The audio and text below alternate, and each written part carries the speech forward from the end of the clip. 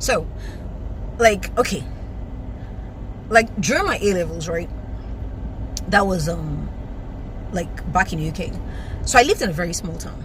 Very, very small town. You can literally walk around the whole time. Beautiful town. I mean, that's where the Royal Regatta takes place. Like, so once a year, the royal family would come, and it was like a rowing competition. Do you understand? So that's the Royal Regatta. So it's a rowing competition, and pure white town. I think at the time I could only identify like 3 black people. One of them didn't even stay in the town. She was married to like an Irishman, and two of us were students. So once a year, the royal family would come to do the rowing competition, the Royal Regatta, and during that time, it was like a 2-week period or whatever. So if you're going to go into town, you have to wear a dress and a hat. It was mandatory. You can't go into town in jeans or whatever. It's during the summer anyway, so I mean, it was easy. So you literally had to wear like a dress and a hat and everything, because the royal family is in town. So it was a small town anyway. So as a student, obviously you have to work, right? Excuse me. You have to work. So being a student, you have to work like 16 hours a week. So, but because it's a small town, we didn't have a lot. All we had, so the only jobs for students were like, you can work in a shop like as a sales representative. You could work in a restaurant as like a waitress or waiter or whatever. You could work at a bar as like a mixologist, like a bartender or a mixologist or whatever. So I mean, I did everything. I did everything. So yeah, so I also worked as a mixologist at some point, and so I learned to do this, mix these special cocktails, right?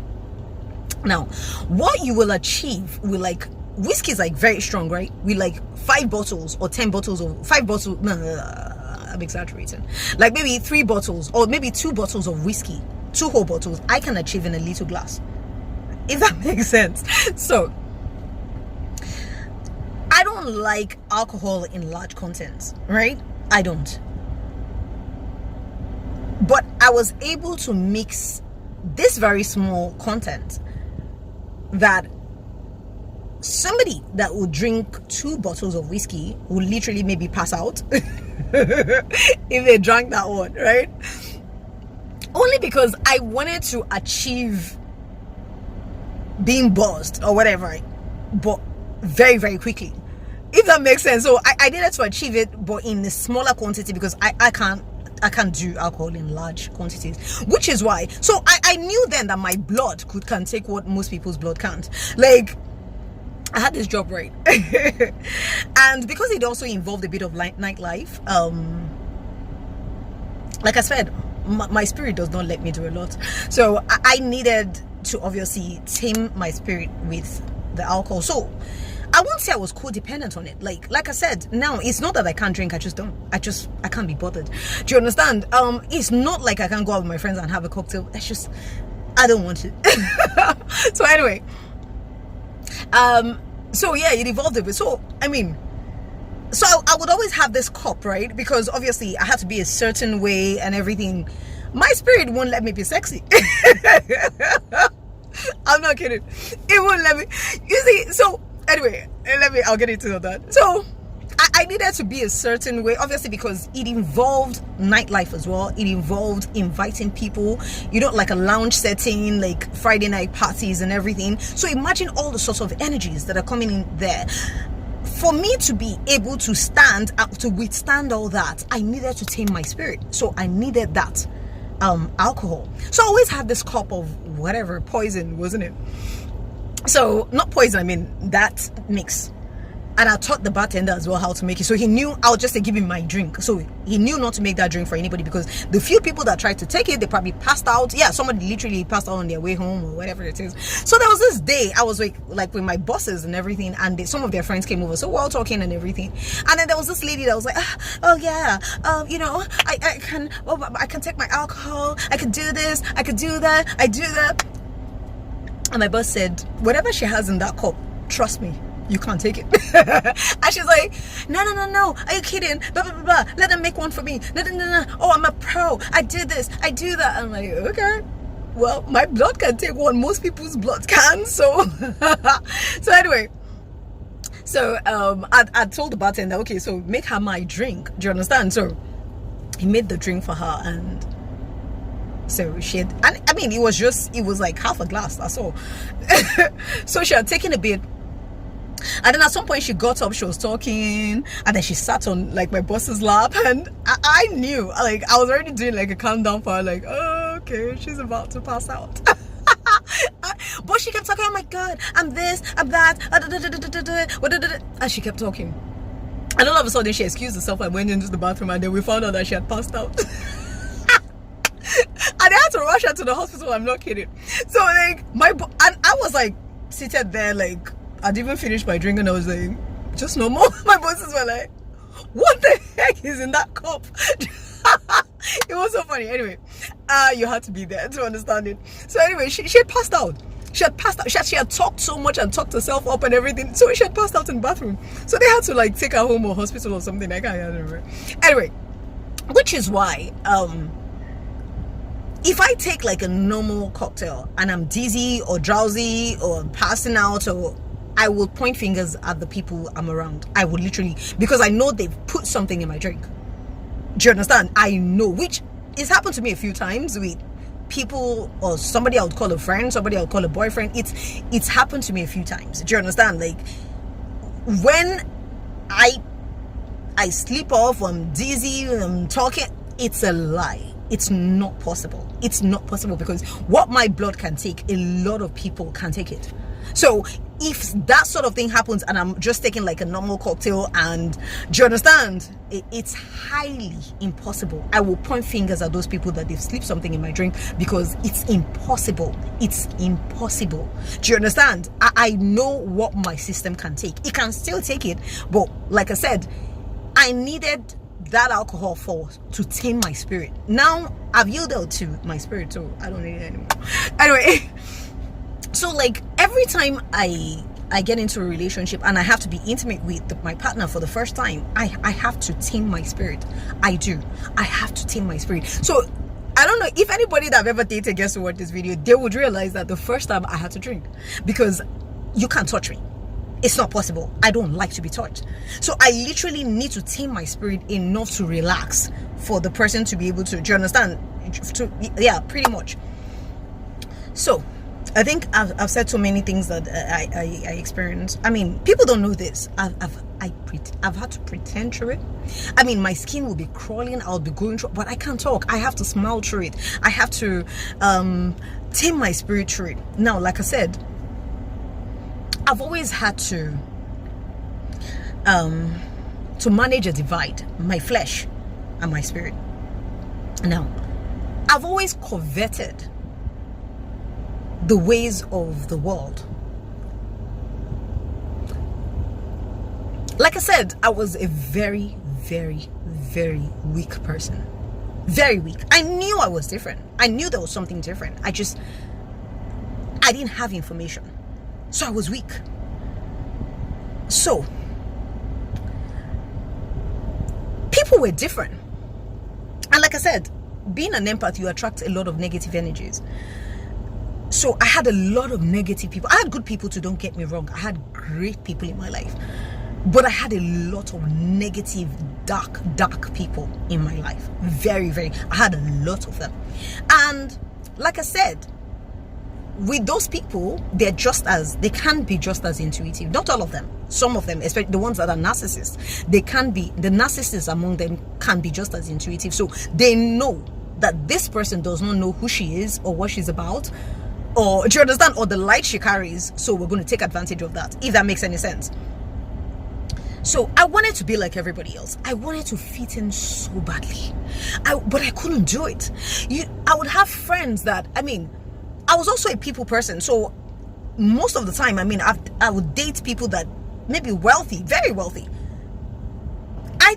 I just didn't know how to get anything from them. I couldn't ask for anything. It's not me. I just didn't know. However, I would have friends that would even get stuff from my own partner. They would give them money and everything, but they wouldn't give me anything. They knew how to get money out of these people. They knew how to use people. I'm sorry, but I coveted those things. Because I thought it was normal. I thought that was what normal was. So I thought there was something wrong with me. Like, why can't I ask? Why can't I be street smart and siphon money out of this person? I thought that was normal. I thought that was what normal was. So I thought I was the weird one. So I tried really badly to fit in with everybody else. I wanted to. Now, I remember once, this was also back in UK, I'd seen a friend of mine. No, then I'd moved away from that small town. Now, smoking cigarette in the UK, I mean, well, everybody can attest, not just UK, anyway, because of the weather, so people smoke a lot. So it's some certain parts of the world that is frowned upon. You're evil if you smoke cigarette. You're like a bad person and a child of the devil. But in the Western world, it's not like that. Everybody smokes, especially because of not everybody. I mean, smoking is not frowned upon. You have even smoking breaks and everything. So it's not frowned upon because of the weather. It's not such a big deal. Having drinks is not frowned upon because you need that alcohol for the weather. Like I said, I worked as a mixologist, so I learned to make, like, you can achieve so much with very little. Do you understand? So going out for drinks and everything is the only thing you do anyway to hang out with your friends. So my favorite thing in the world right now is to just sit down with like 3, 4 that I'm comfortable with friends. We do cocktails, have like finger foods and laugh and gist, maybe in a lounge with soft music. That's my favorite thing in the world. Oh no, well, not my favorite thing. My favorite thing in the world would probably go to like an amazing restaurant, and after that there's music, and I'm a music person, so so yeah. But one of my favorite things in the world to do with friends, I mean, is just that low-key good music, good hangouts, good finger foods, cocktails, and we're talking and we're laughing and just having a blast. I'm not a club person. I hate clubs because of the noise. I'm sensitive to noise as well. Now, don't forget, I did work nightlife because I didn't understand who I was, so I needed that alcohol to tame my spirit to be able to do it. So anyway, so I'd seen a friend of mine. So one day she had, and I'll never forget, this was well over 14-15 years ago. Maybe 13-14 years ago. So we went out one evening. She wasn't even my friend then. That was my first time of meeting her. So she had this red nails, right? And she had a cigarette. And there was something so sassy, so powerful, so sexy about the way she held the cigarette, and I looked at it. I wanted to be like that. After that, I started to beg everybody, like, please teach me how to smoke cigarette. A lot of people refuse. Like, why would you be begging to learn how to smoke? I needed to recreate it because she seemed so powerful, so sexy. Like, my spirit won't let me be sexy. She gets. So I couldn't do a lot of things. I pretended through it. Sometimes I would pretend and, oh yeah, I could do this, because especially because of the sort of people I was around. Like I said, I had a lot of dark energies, like people that would do negative shit. So most of the time they would make me feel like crap, like, oh, you're so childish, you're such a baby. So in order to prove that I'm not a baby, I'm not a child, I wanted to be like them. And do you understand? I wanted to do the things they were doing and be a bad girl, you know, and be do you understand? But my spirit won't let me. So anyway, so I started to beg everybody. So eventually there was somebody, a guy friend. So he promised. So he taught me how to smoke a cigarette. I could not inhale it. Still can't for the life of me. However, I could blow it up through my nose. But because he could only teach me with the ones that had menthol. Because again, I'm actually addicted to like putting like menthol balm in my nose, because as a young child my nose used to break and I used to get nosebleeds. So every day I put like menthol like balm in my nose and stuff. So I could only deal with the menthol. So I could blow it out of my nose because of the menthol, if that makes any sense. I begged people. I begged everybody to teach me how to smoke a cigarette. I mean, I could never inhale it for the life of me. I would choke to death, but I could bring it out of my nose. So every time I'll try to recreate that, I just bring it out of my nose or whatever. Do you understand? I coveted these things. I coveted the things of the world. I wanted to be like other people. I wanted, and again, not being surrounded with the right people necessarily with very, very dark energies, because as an empath you would always attract those kind of people, whether you like it or not. So if you're just finding out you're an empath, believe you me, a good 90% of your friend circle are not good people. I can tell you that for free.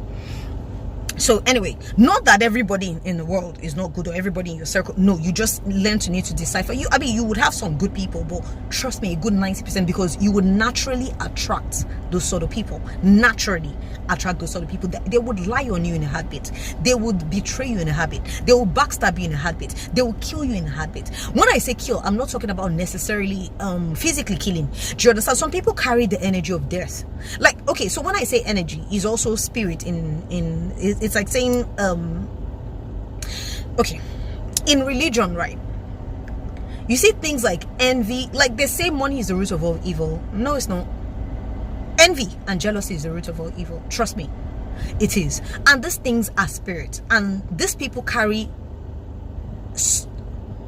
negative attachments on them. They carry negative spirits. Now, remember in the Bible where it says, I haven't given you a spirit of fear. Fear is a spirit. Jealousy is, envy is a spirit. No. Lies is a spirit. These things are spirit, and some people, like I said, we're spiritual beings having a human experience. So some people, because we're spiritual beings, you can't see it. Do you understand? But if you could see into the spirit realm, you would see that these people are attached to that spirit. The spirit attaches to them, which is why some people can't stop lying.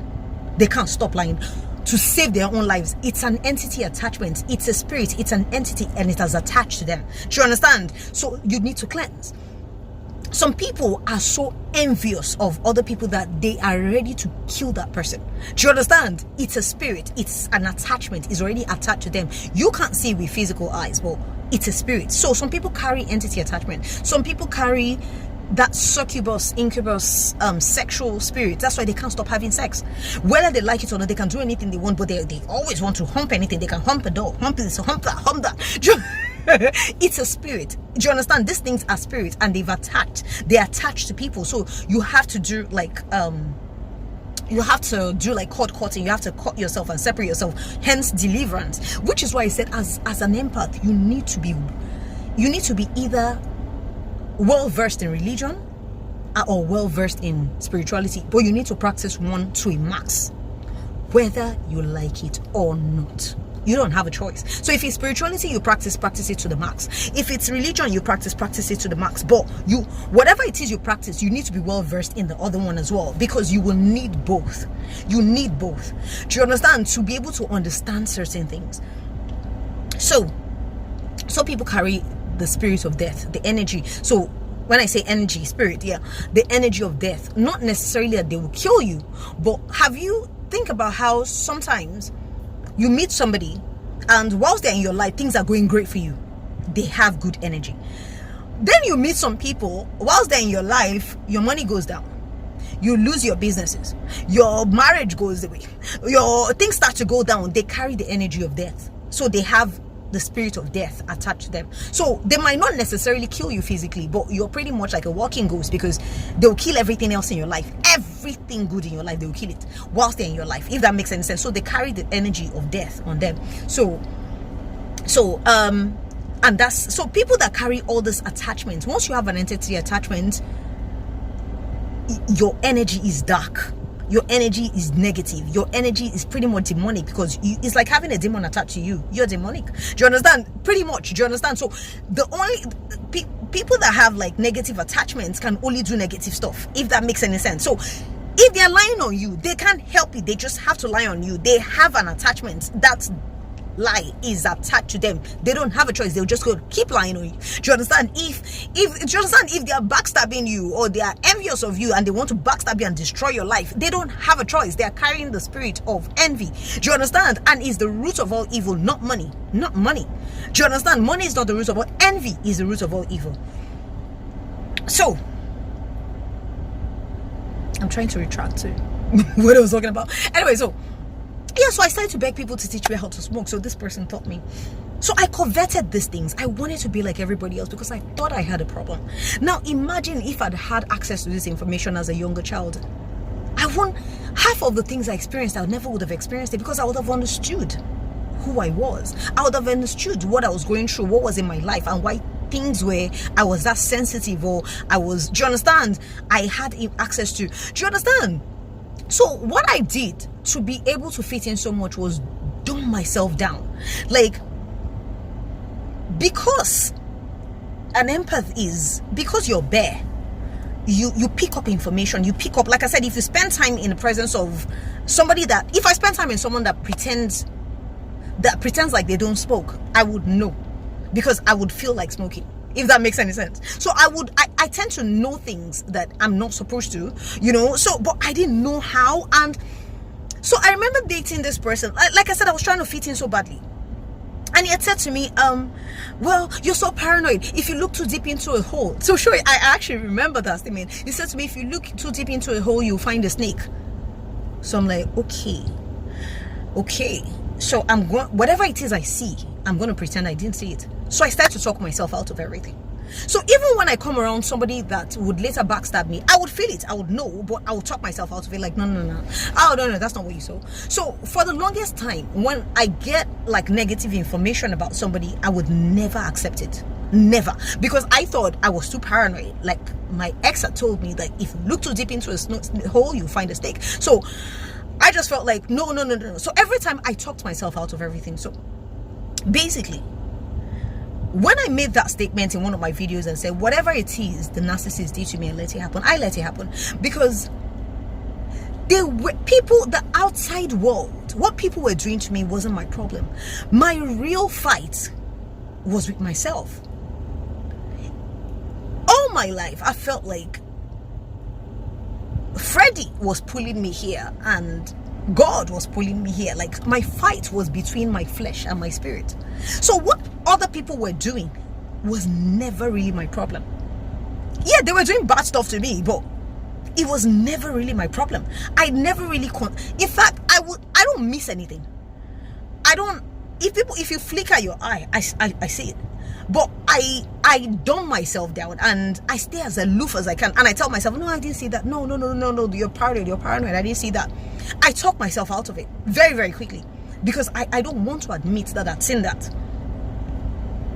So a good example, I've had this friend for like 10 years, right? And she's done like the worst kind of things to me. But I kept talking to her. I kept being there for her. I ignored it. I saw everything she did. I mean, from trying to take my man to actually taking my man to doing all sorts. I ignored it. Because like I said, the outside world, I had bigger fish to fry with myself. My biggest fight was with my spirit, between my spirit and my flesh.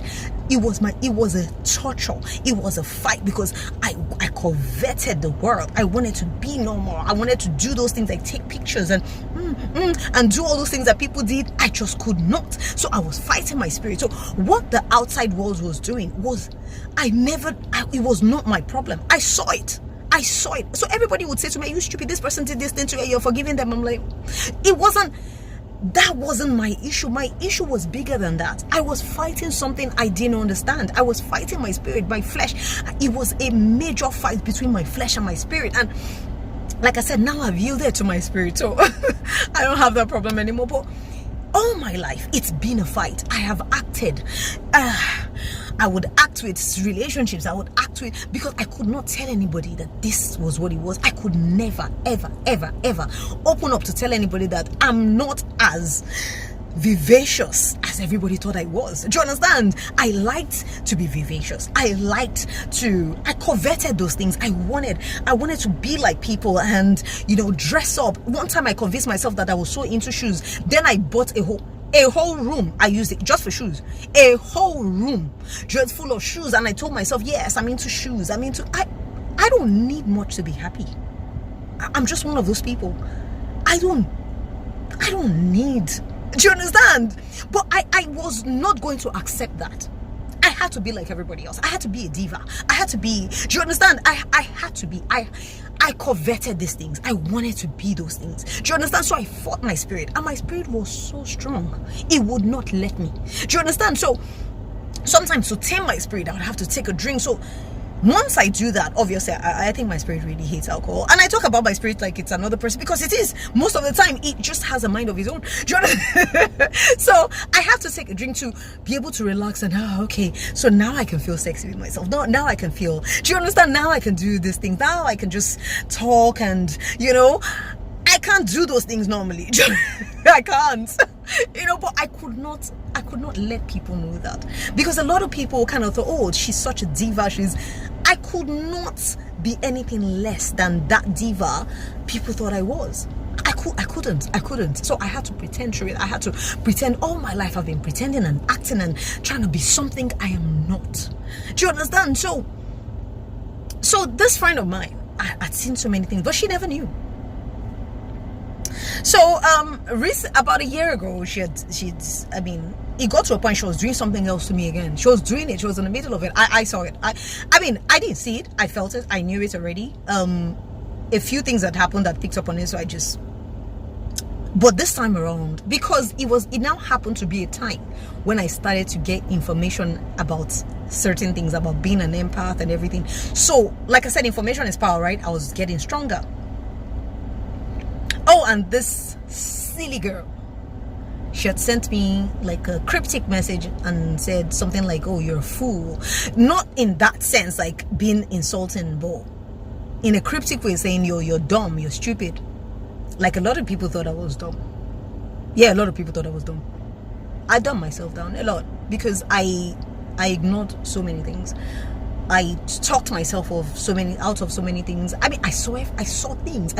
But they told me that if I look too deep into a hole, I would see a snake. So I stopped. I tried not to see it. I tried not to. Like, I could stand in front of someone and have a whole conversation, and I haven't heard a word. So I was able to remove myself from things. I can be there. We're laughing. I haven't heard a word you said. Not a word. I sat through meetings. And I would smile and nod my head and agree with you, and do you understand? But I did not hear a word. Now, if people ask me questions, all I have to do, I was so good at it. I don't know how I did it. Refer back to the last statement you made and I'll figure out everything you talked about. It was a talent. It was a talent. So I was quite good at it. So, so you can make a whole conversation next to me planning to do away with me and sell me off in the next market, and I haven't heard a word. So I'm able to sit next to somebody but remove myself and not listen to a word. So I had to keep removing myself from things just so that I don't pick up on what I'm not supposed to pick up on, if that makes any sense. So anyway, so she had sent me a message kind of like, and I kept quiet, and all of a sudden I turned around and I thought, you know what, I'm gonna tell you this. Everything she had done to me in the last 10 years, I started to document it and tell her about it. Oh my God, she almost passed out. So everything she thought she had gotten away with for over 10 years, I told her everything. And like a typical narcissist, she went around telling everybody, oh, she's crazy, she's accusing me that she's crazy. I wanted to say, well, maybe I am, but you're a narcissist, you're a covert narcissist. I know that about you now. But I just thought, nah, let her have a field day. It's okay. She might as well go around and shout. But haven't you noticed though that whenever you call out a narcissist all over the world, the first thing they say is you're crazy? All over the world. It's a bit weird, isn't it? All of them. It's the same thing. Once you call them out on their bullshit, the next thing they go around telling people is that you're crazy. So she had gone on, you're crazy, you're crazy, you're crazy. I'm like, oh yeah, okay, wait, maybe I am crazy because I let you get away with it for over 10 years. So yeah, that might be crazy, but like I said, I you know, what's funny to me is that at the end of the day, right, she knows deep down now that I knew everything she did to me, but I loved her through it. I loved her anyways. I was there for her anyways. I was true and a good friend to her anyways. And that must kill her, shouldn't it? Yeah. So I'm fine with that. I mean, that would kill her because it would have come as a surprise that everything she did to me for over 10 years, I actually knew about everything. But I loved her anyways. Anyway, that must kill her. Yeah, whatever. Anyway, so yeah, so I had to stay as aloof as possible. I I don't miss a bit.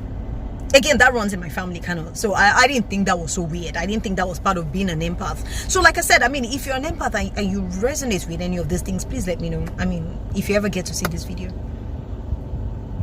So yeah, I never missed a bit. I don't.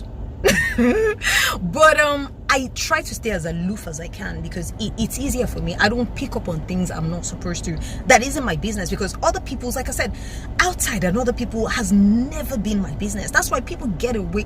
People will shit on me. They were not my problem. The outside world, what you do with your life, is going on with you, it's not I had bigger fish to fry. I was fighting my spirit. The fight was between my flesh and my spirit. I wanted the world. I wanted to be in the world, but my spirit man did not want me to be in the world. It was a major fight. So every day I was combating myself. So I didn't have that time to combat other people. It was too much work. I couldn't do it. Do you understand? It was just, so people would do all sorts of things. I mean, I don't miss it. Even if I'm not there, I would feel it. Do you understand? Being an empath, and I'm highly, highly, highly sensitive. Something would happen. Like, if you're also an empath and you can get like information through music, through movies, yeah, I mean, that happens. I'm a music person. But I can't listen to all kinds of music. Like, I can't do rap and I can't listen to hard rock. Some soft rock, yes, but no new age music. No, God, it's noise. Or music that has been remixed or doctored, I can't listen to it. Not much, because what music does for me, I can't achieve it through doctored music. Do you understand? Anything that's been remixed but I like old music. Not old music per se, but I mean, for me, music has to resonate with my soul. Let me put it that way. And once it does, I can generally get information I need through that. Don't ask me how it works. I don't know. Like I said, I've always thought I was like the weirdest person on planet Earth until I found YouTube. Again, to everybody I listen to, I love you. I can't mention names right now, but thank you. Thank you. Thank you. Information is power. Information is power. As a parent, you need to groom your kids correctly. Like I said before, for me, parenting is not just buying shoes and bags. Like I said, my mom, I think she did, to the best of her ability, she did what she could. She really did. She really did. Because back in high school, like, I went to a boarding school, and it was so far from where I lived. Every 2 weeks, she had to come and pick me up. I had a permanent room in the hospital. I was so sickly. It wasn't my energy. Once I came in contact with sickly, now I can control it. Now that I have the information, I've learned to set boundaries. I've learned to protect my energy, which is why most of the time I spend time alone, because other people's energies, because I'm an empath, I'm receptive to people naturally. So once I open myself up to people, I pick up on whatever it is that is going on with them. I pick up on their energies. Now imagine I'm receptive to people with entity attachments. Do you understand? So I was killing myself because I didn't have the right information. I was drowning myself with my own hands. The outside, like I said, the outside world has never been my problem.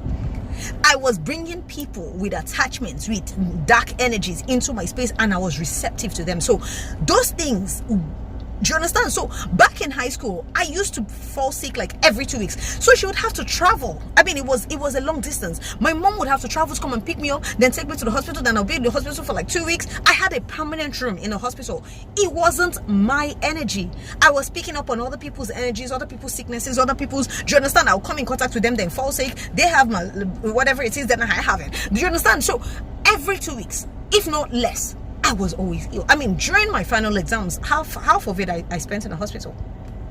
It was crazy because of lack of information. So, like I said, so she did the best of her ability, because once they called her, there was a time they called her at night, and everybody was like, okay, no, it would take about 4 hours or 5 or 6. Okay, considering the roads, in my part of the world, the roads can be a bit, do you understand? So sometimes it would take, 2 hours journey would take about maybe 8-9 hours, and this was like late afternoon, and they were like, no, they can't come and pick you up today. So I was in a sick bay. Oh, just wait for your parents to get here tomorrow. I said, trust me, if you get in touch with my mom today, even if it's 12 midnight, she will be here. And they're like, my mom came.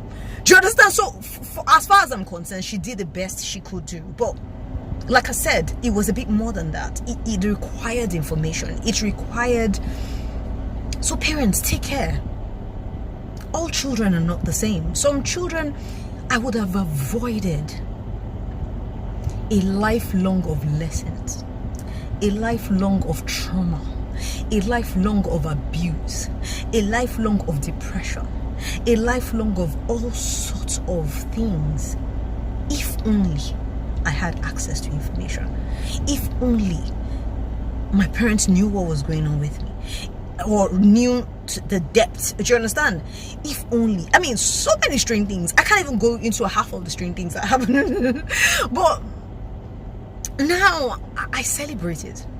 Now I know that I have to protect my energy. Like, don't get me wrong, I can come in contact with people now, but I know how to protect my energy a bit better. I mean, I have to also be careful, obviously, depending on how much time I spend in their presence. Do you understand? I can pick up their traits. You pick up people traits. So if I come in contact with a heavy smoker and they say to me, I've never smoked in my life, I know you're lying, because I know that 10 minutes in your presence I crave to smoke. So I know it's not mine. I know. So now I'm quite able to separate what my energy is and what other people's energies are. Do you understand? Now I'm able to an extent. I mean, I told the story of somebody spending the night in my house. I was depressed. I got up scared, like I couldn't breathe. I was anxious. I was like, I had to take a shower. So now I cleanse a bit more often. Like taking a shower, you can use that to cleanse. You can put salt in your water. You can put like sea salt in your water and all that. So yeah, lots of sea salt. That way you can cleanse off energies of you. So if I spend time in a crowd, once I get home, before I do a lot, I quickly try to cleanse whatever it is I picked up off my energy. So now I'm able to take care of myself a bit more. Now it's easier for me to maneuver. So it was very important for me to do this video because like I said,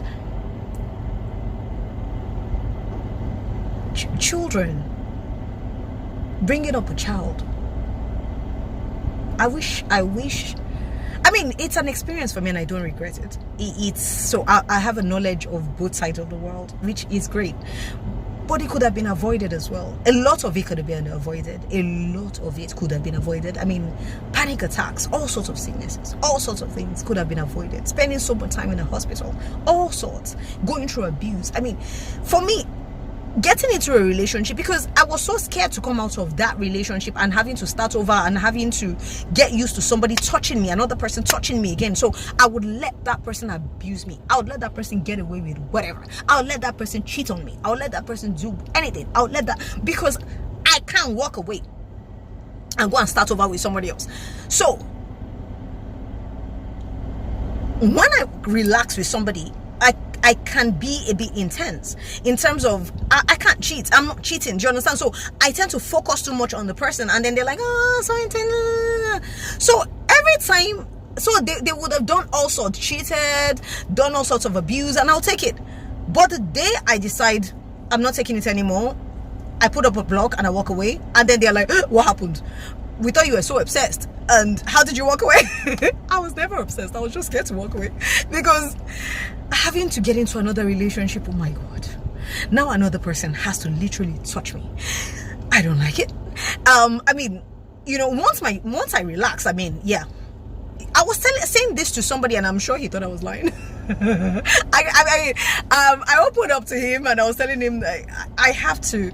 He must have thought I was lying. Anyway, so, but yeah, so having to get into another, so I was ready to let these people do whatever it is, just abuse me, touch me, lie on me, whatever, and I'll forgive them, because just that thought of having to go elsewhere and having somebody else, starting over with somebody else, and then having to be taught by somebody else, do you understand? So it's not the ill part, it's deeper than that. It's deeper than that. I can't explain it. So I don't know if other people have this experience. Like I said, if you ever get to see this video and you're an empath, it will be nice to know that other people resonate with stuff like this. So Well, that's my story. I do love you all. I have to go now. It's been a very, very long video. I hope I haven't just been blabbing on, but I hope it does make sense. Do take care. Have a beautiful week. Namaste. Peace.